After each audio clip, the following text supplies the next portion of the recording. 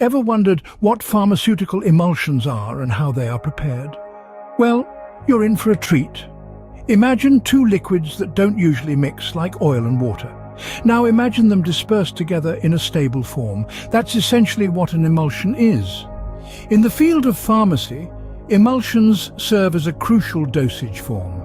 They're a type of preparation where one liquid, known as the dispersed phase, is dispersed in another liquid called the dispersion medium.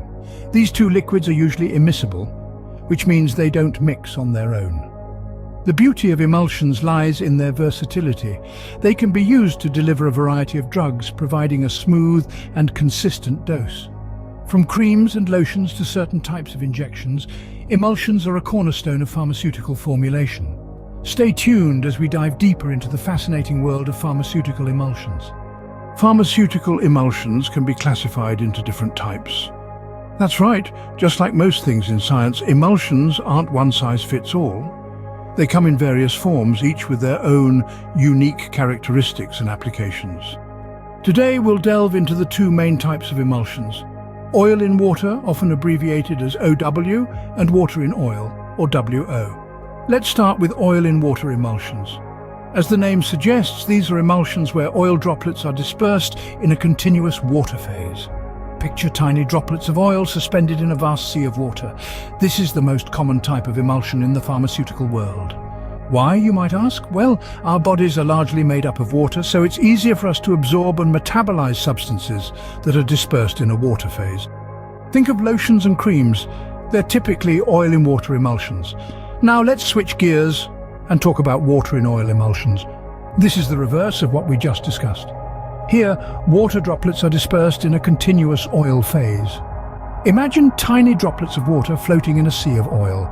This type of emulsion is less common in pharmaceuticals, but still has its uses.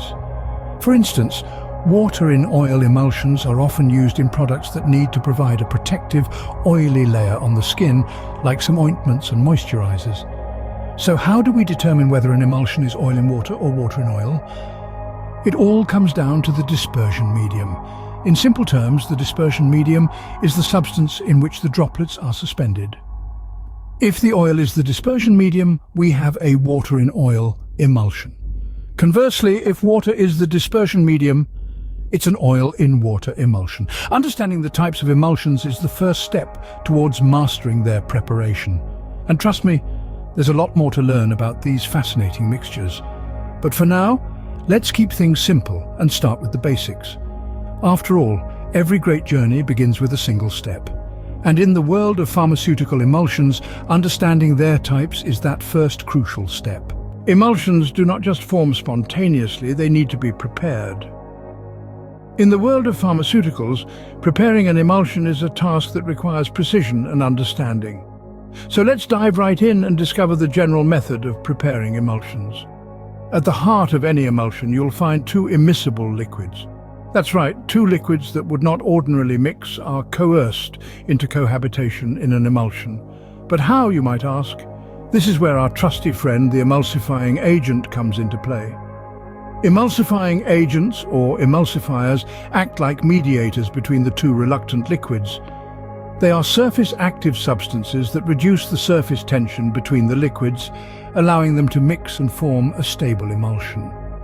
These agents can be of various types, such as natural gums, proteins, synthetic detergents, and even certain types of finely divided solids.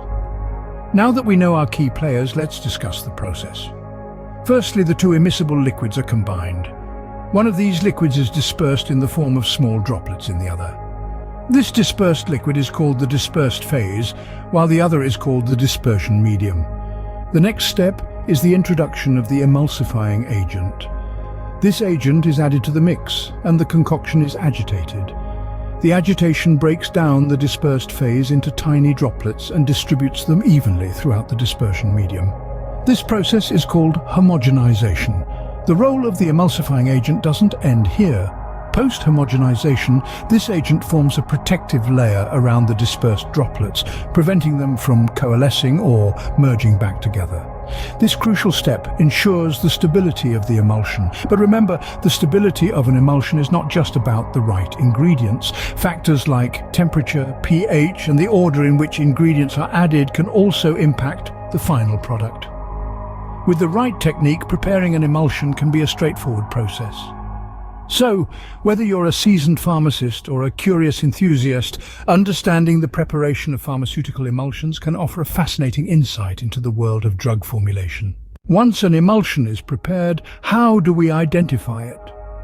This is a question that often pops up in the world of pharmaceuticals. You see, identifying an emulsion is not merely about confirming its existence, but also about ensuring its quality and efficacy. There are several tests that scientists employ to identify emulsions, each offering its unique insight. Let's delve into a few of these. Firstly, we have the dilution test. In this test, the emulsion is diluted with water.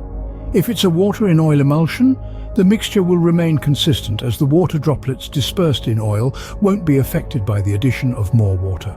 On the other hand, if it's an oil in water emulsion, the mixture will become milky. This happens because the oil droplets dispersed in water will blend with the added water. Next up is the dye solubility test.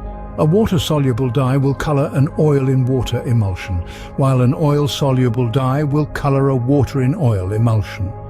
It's a simple yet effective way to identify the type of emulsion. Then we have the fluorescence test. Here, a small quantity of emulsion is placed under ultraviolet light. If it's a water in oil emulsion, it will fluoresce, while an oil in water emulsion won't. Additionally, the conductivity test is used. In this test, an electrode is inserted into the emulsion. If it's an oil in water emulsion, the emulsion will conduct electricity due to the continuous phase of water. Conversely, a water in oil emulsion won't conduct electricity, as oil is a poor conductor. Lastly, we have the microscopic examination. A tiny sample of the emulsion is observed under a microscope. The dispersion of droplets will reveal whether it's a water in oil or oil in water emulsion. Each of these tests plays a vital role in ensuring that the emulsion is of the highest quality and will function as intended. After all, in the realm of pharmaceuticals, there's no room for guesswork. Proper identification of emulsions is crucial to their effective use in pharmacy. Even the best prepared emulsions can face instability. This is a reality that both scientists and pharmacists grapple with daily. But what causes this instability, and how can it be prevented? Let's delve into that. Instability in pharmaceutical emulsions can be attributed to a variety of factors, but two common culprits are coalescence and phase inversion. Coalescence, or the merging of droplets, is often the result of physical stress or a breakdown in the emulsifying agent. This leads to oil droplets merging together, breaking the emulsion and causing a separation of the oil and water phases. Phase inversion, on the other hand, occurs when the continuous phase becomes the dispersed phase, or vice versa. This can be caused by a change in the formulation, such as an increase in the proportion of the dispersed phase, or a change in the emulsifying agent. The result? A complete flip in the structure of the emulsion, leading to instability. So how do we prevent these instabilities from occurring? The answer lies in proper storage and handling techniques. For starters, emulsion should be stored at a consistent temperature, as fluctuations can lead to coalescence or phase inversion. Light exposure should also be minimized to prevent degradation of the emulsifying agent. Furthermore, the emulsion should be handled gently to avoid physical stress that could lead to coalescence. This includes avoiding shaking or stirring the emulsion too vigorously. It's also crucial to maintain the correct proportion of oil and water phases in the formulation, as well as using a suitable high-quality emulsifying agent. And remember, while it can be tempting to adjust the formulation to improve the appearance or texture of the emulsion, any changes should be made cautiously. Abrupt changes can lead to phase inversion, disrupting the stability of the emulsion. Despite the challenges, a stable emulsion is achievable with proper care and handling. By understanding the causes of instability and implementing these preventive measures, we can ensure the longevity and effectiveness of our pharmaceutical emulsions. We've covered a lot of ground in this video. We started off by defining what pharmaceutical emulsions are, these intricate systems of two immiscible liquids, one being dispersed in the other in the form of droplets. We then moved on to the different types of emulsions, oil in water and water in oil, each with their unique characteristics and applications. We also delved into the preparation of these emulsions, highlighting the importance of emulsifying agents and the process of homogenization. From there, we transitioned into the identification tests for emulsions, emphasizing the role of dilution and dye tests in confirming an emulsion's type. And lastly, we tackled the issues of instability in emulsions, discussing the common problems like creaming, cracking and phase inversion, and how to prevent them. Each of these components plays a critical role in understanding and working with pharmaceutical emulsions. Remember, understanding pharmaceutical emulsions is key to their effective use in pharmacy.